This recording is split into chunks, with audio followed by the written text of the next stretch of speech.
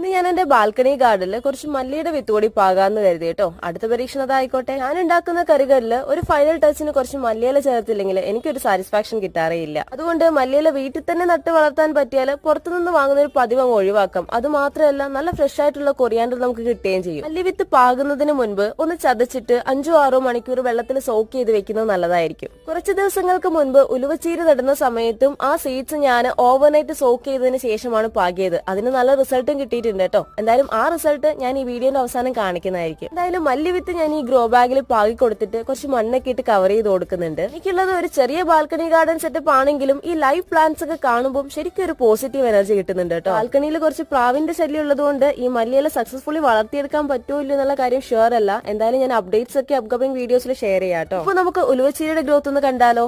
This is the result on 4th day. Gardening lovers ഒക്കെ ഈ കുഞ്ഞു കുഞ്ഞു കാര്യങ്ങളൊക്കെ ഒന്ന് ട്രൈ ചെയ്ത് നോക്കിക്കോളും. Happy gardening.